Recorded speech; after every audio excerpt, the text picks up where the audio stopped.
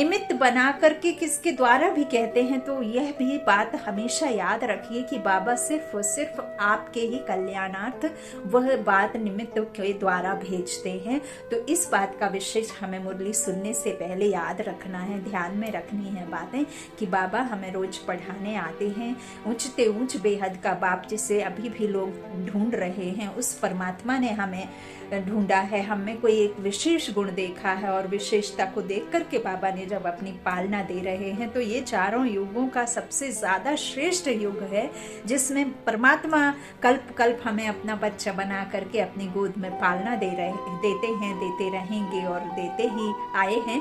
तो यह नशा सदा चढ़ना चाहिए। निमित्त बनी हुई आत्मा को आत्मा भाई देखते हुए परमात्मा के महावाक्यों को सुनना है, सुनाना है। जरूर संबंध संपर्क में आने वाली आत्माओं को परमात्मा का परिचय देते जाना है। समय निकला जा रहा है, विनाश सामने खड़ा है, तो यही सब श्रीमत बाबा हमें देते हैं। आज 11/11/2022 के ईश्वरीय महावाक्य हैं। आज के सर मुरली का सार है। बाबा ने कहा, मीठे बच्चे, बाप जो सदा सुख देते हैं, रोज पढ़ाते हैं, ज्ञान खजाना देते हैं, ऐसे बाप को तुम भूलो मत। श्रीमत पर सदा चलते रहो। ये कोई मनुष्यों की मत नहीं, ये श्री की मत है ना। प्रश्न है, बाप की जादूगरी कौन सी है जो मनुष्य नहीं कर सकते हैं? उत्तर, कांटों के इस जंगल को बदलकर सुंदर फूलों का बगीचा बना देना। कांटा किसे कहा गया है? जो बेकारी आत्माएं हैं ना, तो ये कांटों का जंगल है जो एक दो को किसी न किसी तरीके से विकारों की वजह से दुख देते ही रहते हैं। तो यह कांटों का जंगल है। बाबा कहते हैं इसे बदलकर सुंदर फूलों का बगीचा बना देना, अर्थात पतितों को पावन करके पावन दुनिया में पहुंचा देना, सतयुगी राज्य की स्थापना करना। उसे सतयुग को ही कहा गया है फूलों का बगीचा, क्योंकि वहां सब निर्विकारी होते और निर्विकारी होने की वजह से कोई किसी को किसी तरह का दुख नहीं देता। अच्छा, तो बाबा ने कहा है कि जो मुझे जादूगरी आती है वो किसी भी मनुष्य को नहीं आती। वो यही जादूगरी है कि पतित मनुष्यों को पावन देवता बना देना। यह जादूगरी बाप की है, किसी मनुष्य की नहीं। बाप ही सबसे बड़ा सोशल वर्कर है जो पतित शरीर, पतित दुनिया में आकर सारी पतित दुनिया को पावन बनाते हैं। अच्छा, गीत है, बचपन के दिन भुला ना देना। ओम शांति। बच्चों ने अपने लिए गीत सुना। तुम हो माता पिता के शीर, अर्थात मीठे बच्चे। एक है क्षीर सागर और एक है लून पानी, है ना। तो बाबा ने शीर किससे कहा है? मीठे को।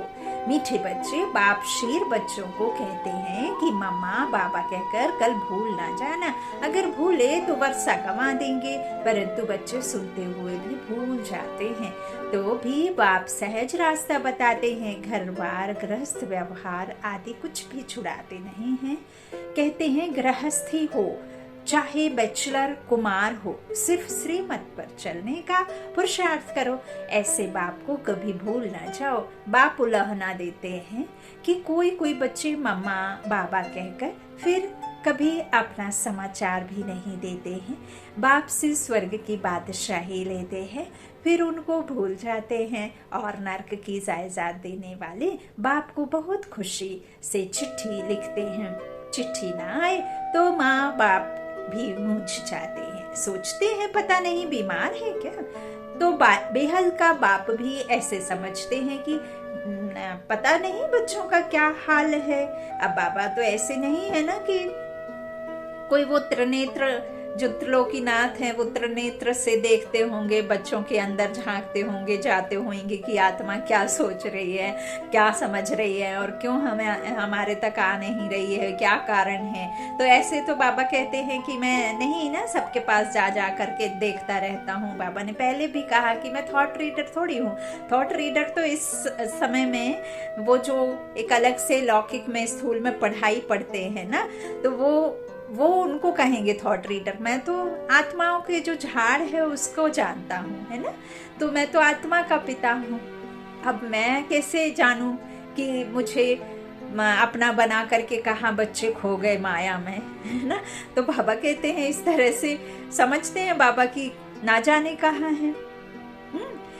बीमार है क्या, तो बेहद का बाप भी ऐसे समझते हैं कि पता नहीं बच्चों का क्या हाल है, इंतजार होता है ना। वो लौकिक बच्चे तो दुख देने वाले भी निकल पड़ते हैं, तो भी उनसे मोह नहीं जाता ना। लौकिक में भी यदि पिता के साथ में बच्चा कुछ भी करे, है ना, भले उसको दुख दे, कष्ट दे, कुछ कपूत बच्चे निकल आते हैं ना जो ठीक रास्ते पर नहीं चलते, लेकिन ऐसा तो नहीं है कि एक पिता का उससे मोह टूट जाए। तो यहाँ भी तो बेहद का बाप तो बेहद का देते हैं, वो कैसे मोह तोड़ सकते। पापा ने तो एक्स्ट्रा लिफ्ट देते हैं ताकि बच्चों की मैं बड़ाई करूं, कुछ अच्छा बोलूं तो वो चढ़ जाए, है ना। बाबा चने के पेड़ पे चढ़ाते हैं ताकि बच्चा सुधर जाए, सतमार्ग पर चले। इसीलिए कई बार जो अच्छे बच्चे हैं उनको भी नहीं, लेकिन जो नीचे माया में फंस जाते हैं उन बच्चों का बाबा बहुत ऊपर प्रोत्साहन देते हैं कि बच्चे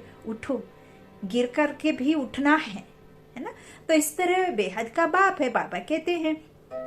तो लौकिक में भी बच्चे दुख देने वाले, लेकिन मोह नहीं जाता। यहाँ फिर वंडर देखो, जिस बाप को कहते हैं तुम माता पिता, फिर वंडर देखो कि सामने भी बैठे हैं, है ना। तुम माता पिता सामने भी बैठे हैं, यूं तो सब बच्चे मुरली द्वारा भी सुनेंगे। बाप जानते हैं नंबरवार पुरुषार्थ अनुसार कितने सपूत हैं, कितने कपूत हैं, बाबा मम्मा कहकर फिर भी छोड़ देते हैं। गीत भी कहता है ऐसे बाप को क्यों भूल जाते हो, ऐसे बाप को रोज चिट्ठी लिखनी चाहिए। बाबा तो लिखते हैं, है ना, बच्चे नहीं लिखते, लेकिन बाप भी रोज खजाना देते हैं, रोज पढ़ते भी हैं, प्यार भी देते हैं, है ना। बाबा हम बच्चों से रोज नमस्ते भी करते हैं, मुरली के शुरू में भी और लास्ट में भी बाबा सिकी लाधे बच्चे कहकर याद प्यार देते हैं। तो बाबा कितना निरंकारी निर्विकारी है ना, निराकारी परमात्मा है।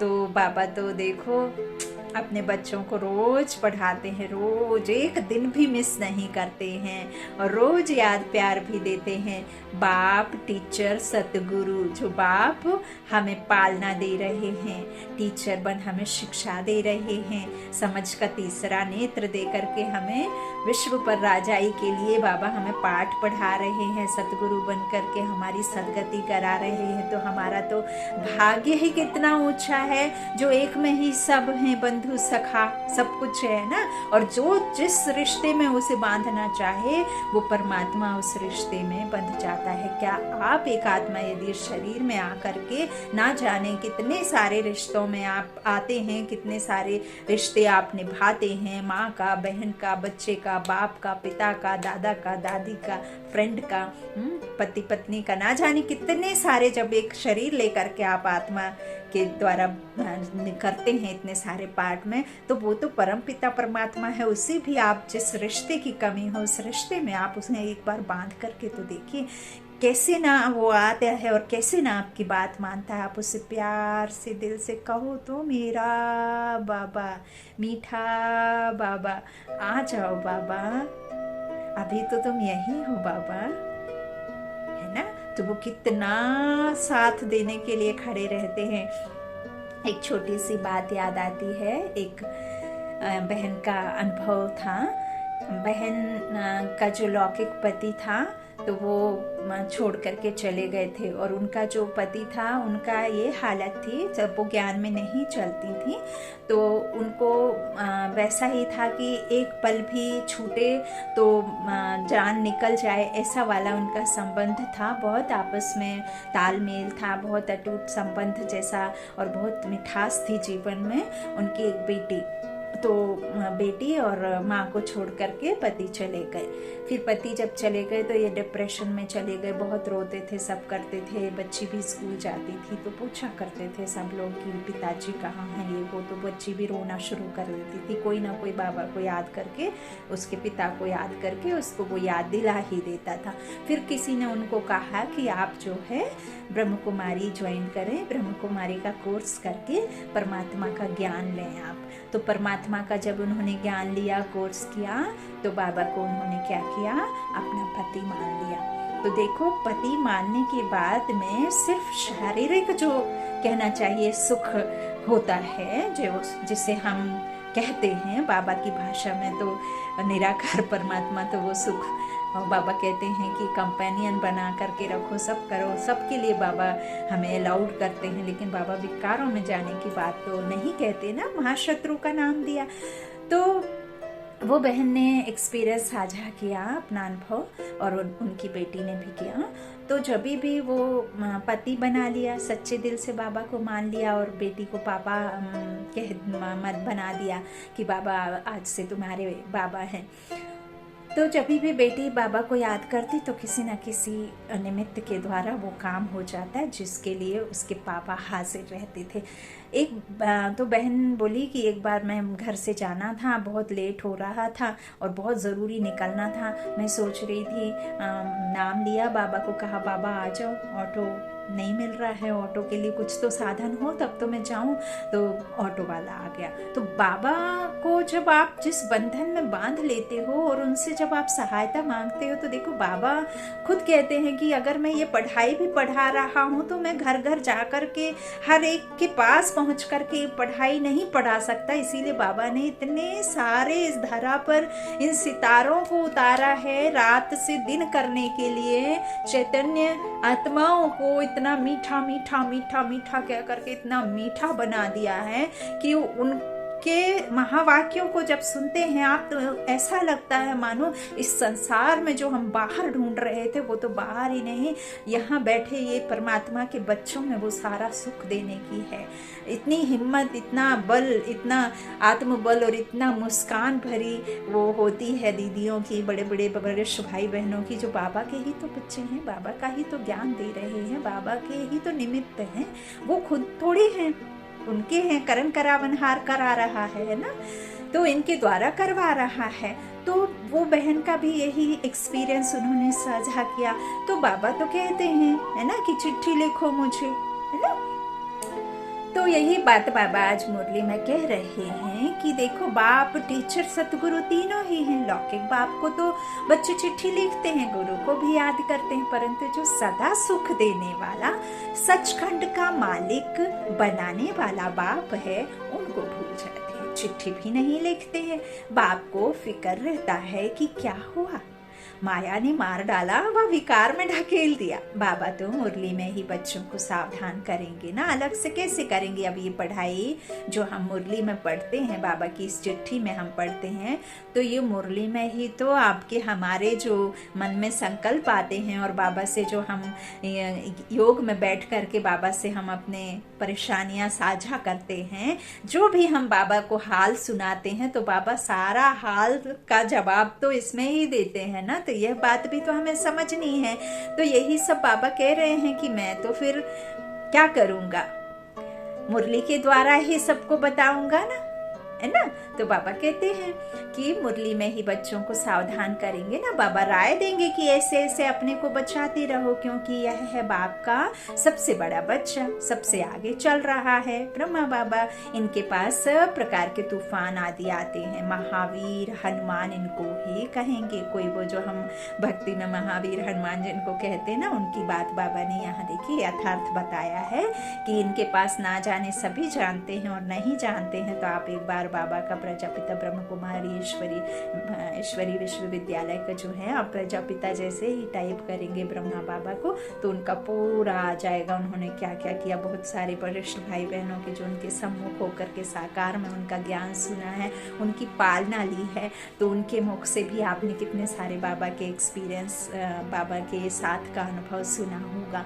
बाबा को कितने कष्ट होते थे, हमको तो पका पकाया मिल रहा है, उन्होंने तो पकाया है ना। जो हमारे दादियां हैं, उनको तो कितना कष्ट सहना पड़ा कि नहीं। लोगों की बातें मारने तक लोग आते थे, जादू कर दिया है, जादूगर हो, ऐसे ना जाने क्या क्या कितना गाली करते थे। तो बाबा को सिर्फ याद में रहने का नहीं, बाबा को ना जाने कितने मसलों को हल करना पड़ता था, लेकिन निश्चय था, इसीलिए आगे हो गए, है ना। 1 सेकंड्स में सब छोड़ दिया। तो बाबा कहते हैं, अनुभव बताते हैं, ये तो महावीर, हनुमान इनको ही कहेंगे। आगे रुस्तम होने के कारण माया भी रुस्तम हो पहले इनसे ही लड़ेगी। बाबा कहते हैं, तुमको जो तूफान आते हैं वह पहले मुझे आएंगे। जो बाबा अनुभव भी बताते हैं, तुम कहेंगे बाबा आपको तूफान कैसे आएंगे, आप तो बुजुर्ग हो। बाबा कहते हैं हमारे पास सब बातें हैं, नहीं तो हम तुमको सावधान कैसे करें। परंतु बच्चे बाबा को बताते ही नहीं हैं, सोचते हैं कि मैं कर लूंगा। तो आपने महाभारत की जो कहानी सुनी उसमें भी देखा ना, जब तक द्रौपदी ने अपने आप को बचाने की कोशिश करी, मेहनत करी, ऐसे किया ऐसे किया ऐसे किया, जब तक उसने अपना बल आजमाया तब तक कृष्ण नहीं आया। और जैसे ही उसने पूरा समर्पित कर दिया कि कान्हा अब तो तू ही है, दोनों हाथ जब वो खड़े कर दिए, पूरी तरह से समर्पण भाव से समर्पित हो गई कि अब बचूं और चाहे ना बचूं, अब तू ही है, बचा। तब जब दोनों हाथ खड़ा किया, पूरा निश्चय किया उनके ऊपर, तब उन्होंने फिर चीर बढ़ाया। तो यहाँ भी वही बात है, यदि आपको निश्चय है तो कितने भी तूफान आग के बीच में भी आप खड़े रहेंगे, लेकिन यदि परमात्मा पर निश्चय है तो आपको कोई जला नहीं सकता, कोई आपको झकझोर नहीं सकता। कितने भी बड़े बड़े तूफान आ जाएं, लेकिन आपकी नैया डगमगाएगी बीच धार में, लेकिन डूबेगी नहीं।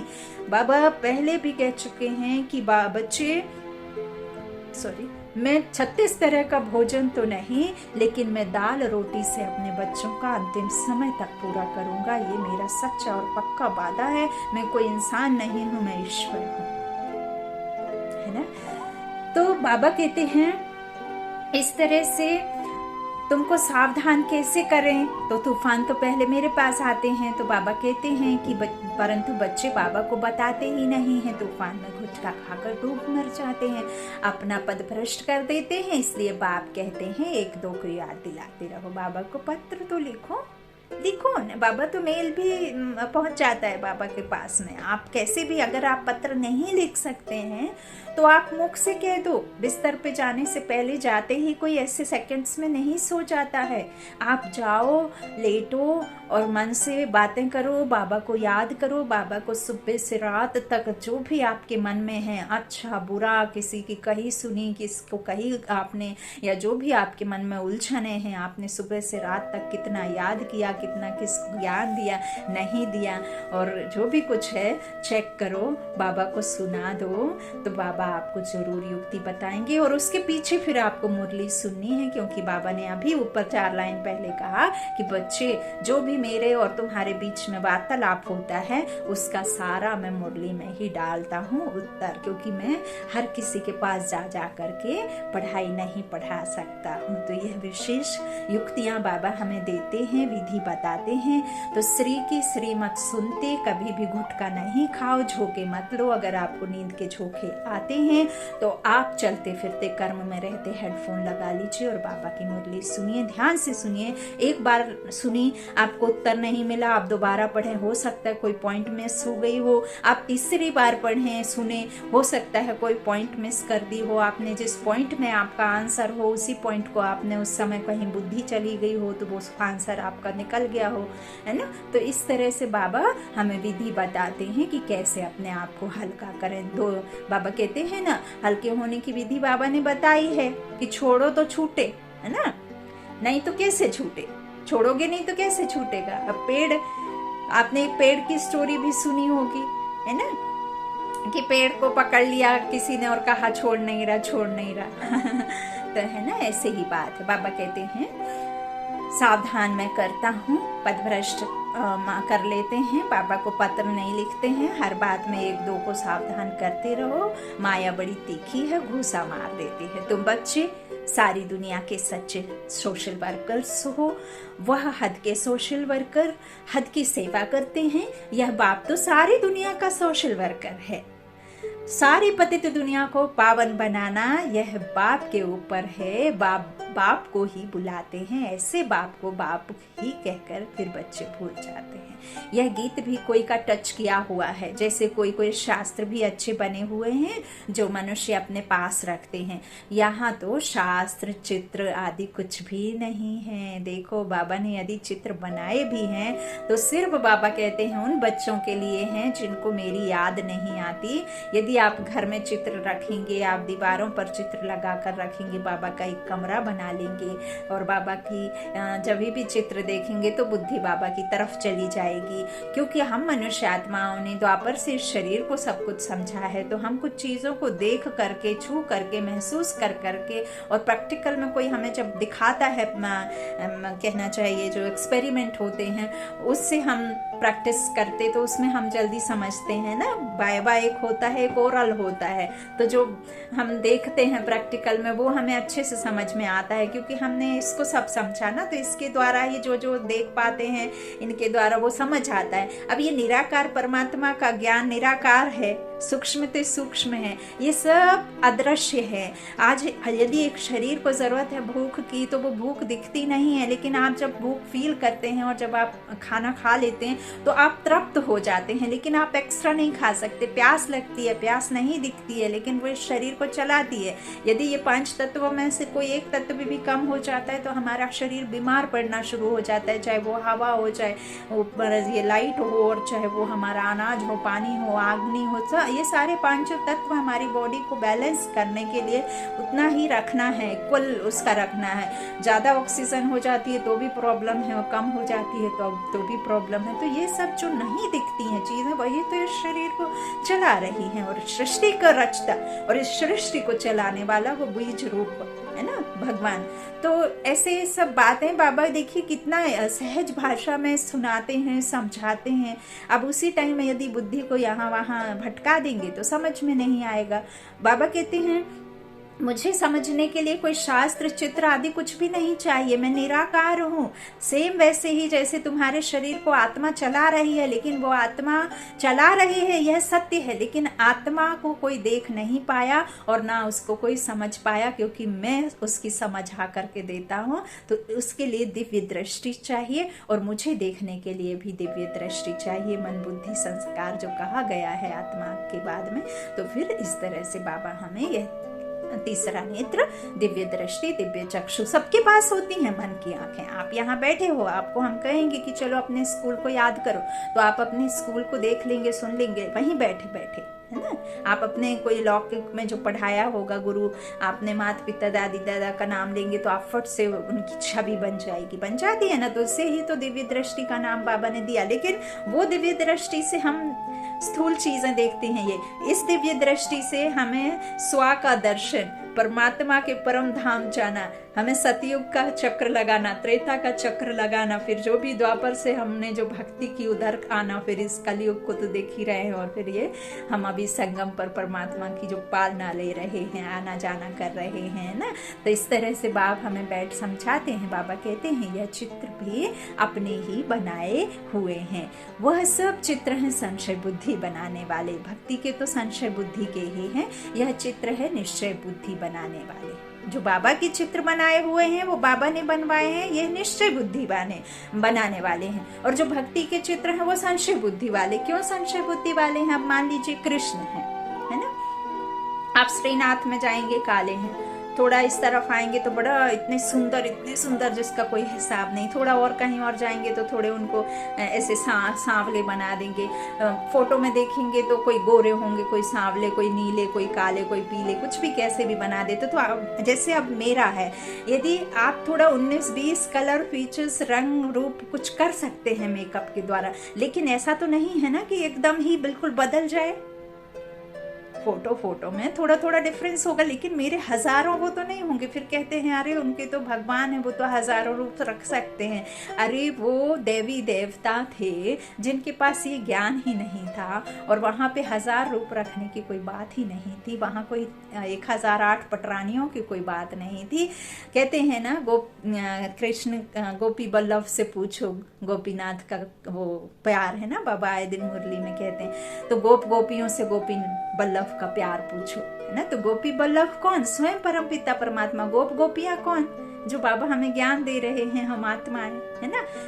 तो यह सब बातें समझने की हैं। राम के देख लो आप चित्र कितने हैं, जो जिसके मन में आया वैसा बना दिया। वो दीपिका और जो भी वो थे, जो रामानंद सागर की रामायण में, सब उनको ही घर घर में चित्र लगा दिए थे। तो भक्ति में संशय बुद्धि है बाबा कहते, लेकिन जो बाबा ने चित्र बनाए हैं वो है निश्चय बुद्धि बनाने वाले। दुनिया को तो यह मालूम ही नहीं कि भारत स्वर्ग था। भारत का कितना मान है। यहाँ ही शिव बाबा आते हैं, शिव बाबा को बाबा कहते हैं।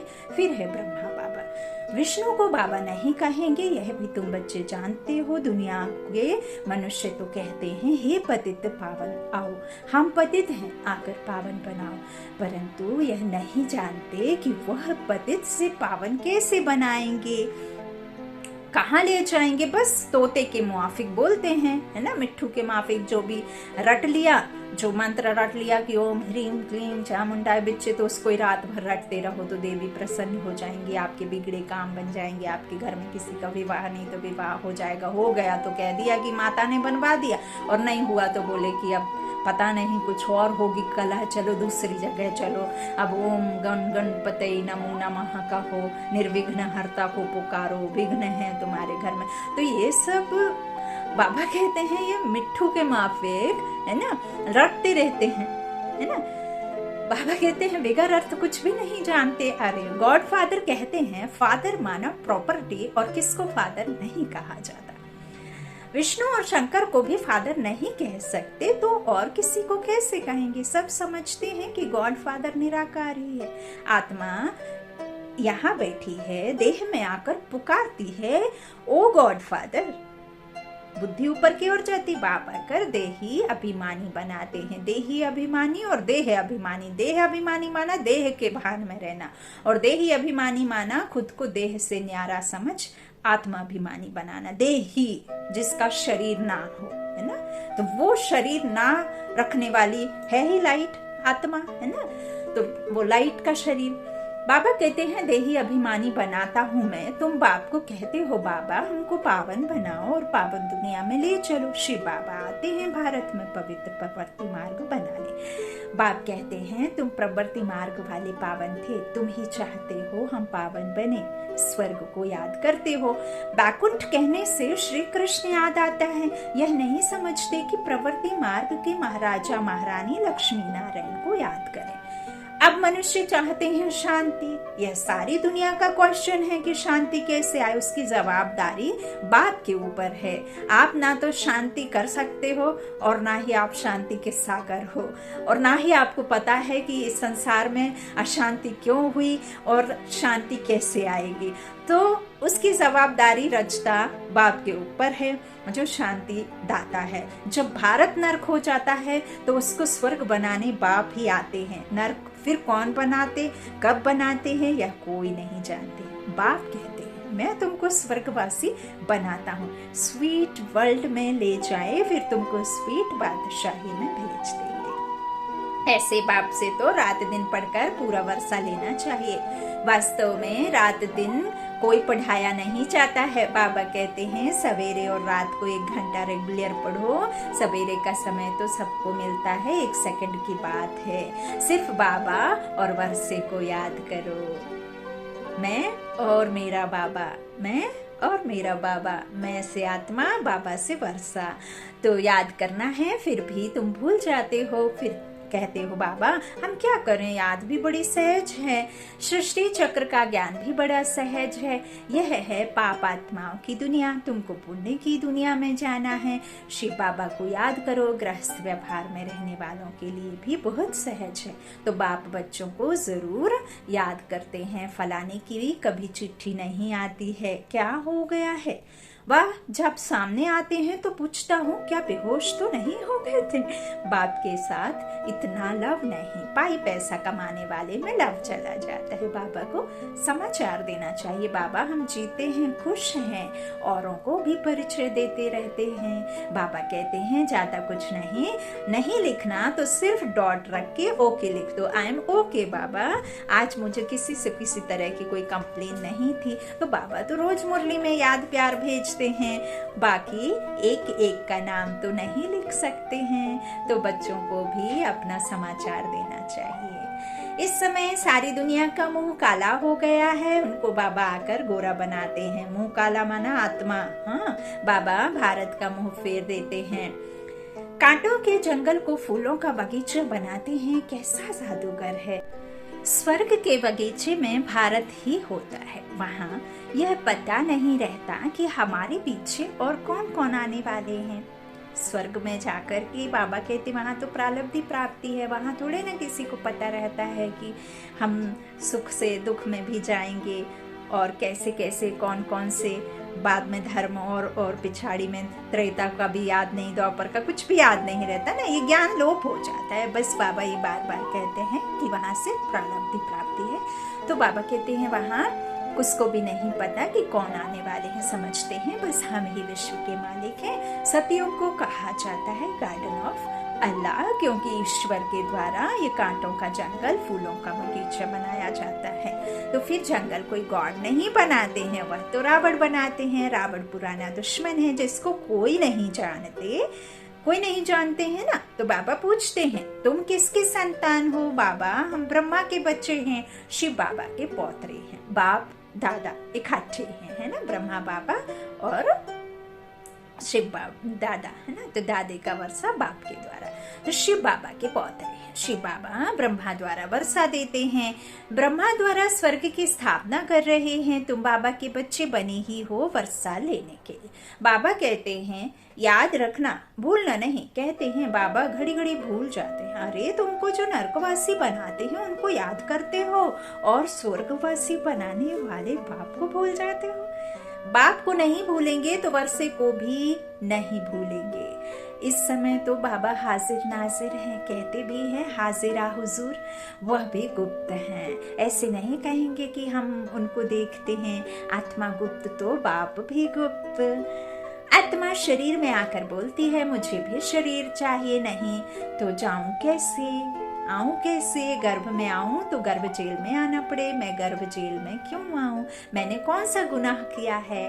गर्भ महल तो होता है स्वर्ग में, हम स्वर्ग में आकर क्या करेंगे? स्वर्ग का मालिक तो तुम बच्चों को ही बनाता हूँ। यहाँ सम्मुख बैठकर सुनने से सबको मजा आ जाता है, यहाँ से बाहर जाने से सब कुछ भूल जाते हैं। 21 जन्मों की राजाई लेना और साधारण प्रजा में पद पाना, फर्क तो है ना, बहुत फर्क है ना। भील लोग रोटला खाते हैं। भील लोग क्या खाते हैं? रोटला मोटा मोटा खाते ना, तो साहूकार माल खाते हैं। फर्क है मर्तबे का। परंतु दुखी तो दोनों ही होते हैं। यहाँ थोड़े ना ऐसे कि जो साहूकार हैं जो सुबह शाम दोपहर 10-10 तरह के अलग अलग वैरायटी के फूड खाते हैं तो उनको कोई बीमारी नहीं होगी, कोई मुश्किल नहीं होगी, कोई परेशानी नहीं होगी, होती है ना। तो यहाँ तो सभी सुखी कोई नहीं है। तो बाबा कहते हैं दुखी तो दोनों ही होते, स्वर्ग में फिर सब सुखी होते हैं, चाहे वो एक भील हो और चाहे एक साहूकार हो, चाहे महलों में रहने वाले महाराजा महारानी हो और चाहे महलों के बाहर प्रजा हो, सब सुखी है ना, क्योंकि निर्विकारी होते हैं। बाबा कहते हैं परंतु मर्तबा नंबरवार है, हमको पुरुषार्थ करके ऊंच पद पाना है, मामा बाबा को फॉलो करना है। इस समय श्रीमत मिलती है तो माता पिता को फॉलो करना पड़े। माता पिता तो साकार में चाहिए, शिव बाबा को तो पुरुषार्थ करना नहीं है। मामा बाबा पुरुषार्थ कर 21 जन्मों का राज्य भाग्य लेते हैं, फिर जो अच्छा पुरुषार्थ करते हैं वह गद्दी पर बैठते हैं। 8 पास विद ऑनर होते हैं, उनमें आना चाहिए। उनमें नहीं तो 108 में आओ। मार्सिन तो 16,108 की भी है। 16,108 की बहुत बड़ी माला होती है, उनको बैठ खींचते हैं। यहाँ माला जपने की बात नहीं है। बाबा कहते हैं माला अर्थात विष्णु की माला और वो राम के राज्य की माला। यहाँ ऐसे नहीं, बाबा ने कहा कि यहाँ जो माला जपते हैं ना उसका कोई नहीं है, अर्थ ही नहीं। बाप तो कहते हैं फॉलो करो। यह ब्रह्मा बूढ़ा पढ़कर पास हो नंबर 1 में जाता है, मम्मा जवान भी नंबर 1 में जाती है, तो तुम पुरुषार्थ क्यों नहीं करते हो? गफलत क्यों करते हो?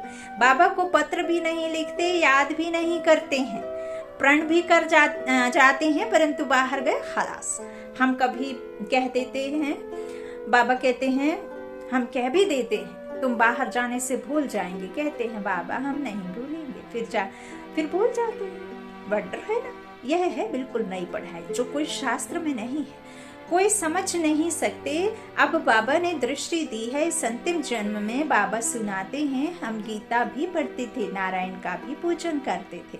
ब्रह्मा बाबा सुनाते हैं ना अपनी जीवन की कहानी। गद्दी पर भी नारायण का चित्र रखते थे, सोते समय तकिए के नीचे भी रखते थे। हिस्ट्री सुनाना, लक्ष्मी को कैसे मुक्त कर लिया। दुनिया वालों से बड़ा युक्ति से चलना पड़ता है। तुम भी गुप्त रीति बाबा का परिचय देते रहो कि बाप और वर्षे को याद करो। स्वर्ग के हैं देवी देवता, इसलिए लक्ष्मी नारायण का चित्र बनाया है। पहले त्रिमूर्ति नहीं डाला था, गायब कर दिया था। हाँ, क्योंकि ब्रह्मा को देख बिगड़ जाते हैं ना, समझ लेते हैं वही सब दुनिया में चल रहा है, उनमें से कोई एक है ये ढूंढी, ऐसे ना जाने क्या क्या कह देते हैं, उनको देख के बिगड़ जाते हैं। तो बाबा कहते पहले त्रिमूर्ति नहीं डाला था क्योंकि उनको देख करके बिगड़ जाते थे। परंतु ब्रह्मा बिगड़ काम कैसे हो, बीके बाप को नहीं देखेंगे तो काम कैसे होगा। बाप कहते हैं गीता में लिखा हुआ है, मन मना भव मध्याजी भव। चाहे मुक्ति का व जीवन मुक्ति का दोनों वर्षा में दे सकता हूँ, मैं दे सकता हूँ और कोई नहीं, चाहे मुक्ति और चाहे जीवन मुक्ति। बाबा कहते और कोई दे नहीं सकता। बहुत समझने की बातें हैं। अमृत वेले उठकर विचार सागर मंथन करो, बहुत सुख फील होगा, अतीन्द्रिय सुख की अनुभूति होगी। क्योंकि जो परमात्मा के शक्तियां हैं वो तुम्हारे में भी आनी शुरू हो जाएंगी। धीरे धीरे तुम भी शक्तिशाली बन जाओगे। बाप तो नहीं बन सकते हो, बाप समान बन जाओगे। बाबा स्वीट होम से हम बच्चों को पढ़ाने आते हैं, फिर चले जाते हैं, कहते हैं मुझे याद करो तो खाद निकलेगी। जब सच्चा सोना बन जाएंगे तब पास विद ऑनर होंगे।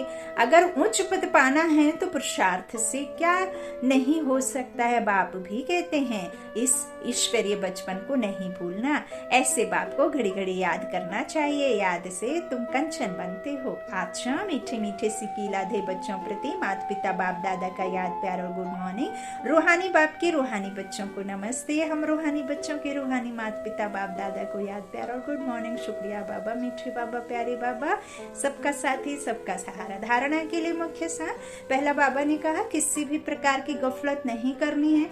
एक दो को सावधान कर बाप की याद दिलाए, उन्नति को पाना है। अपने ईश्वरीय बचपन को भुलाना नहीं है, नहीं भूलना है ना। दूसरा, माता पिता को फॉलो करते रहना है। माया के तूफानों से डरना नहीं है। अमृत वेले बाप की याद में बैठकर सुख का अनुभव करना है। वरदान वरदानी बाप का, दृढ़ता की शक्ति से सफलता प्राप्त करने वाले प्रयोगशाली त्रिकालदर्शी बाप दादा का वरदान है। जहाँ दृढ़ता है वहाँ सफलता है। तो दृढ़ता से कोई भी गुण व शक्ति के प्रयोग का प्रोग्राम बनाओ और पहले स्वयं में संतुष्टता का अनुभव करो। दृढ़ संकल्प हो कि मुझे करना ही है। दूसरों के अलबेलेपन का प्रभाव नहीं पड़ना चाहिए। त्रिकालदर्शीपन की स्थिति के आसन पर बैठकर जैसा समय वैसी विधि से पहले स्वयं सिद्धि स्वरूप बनो।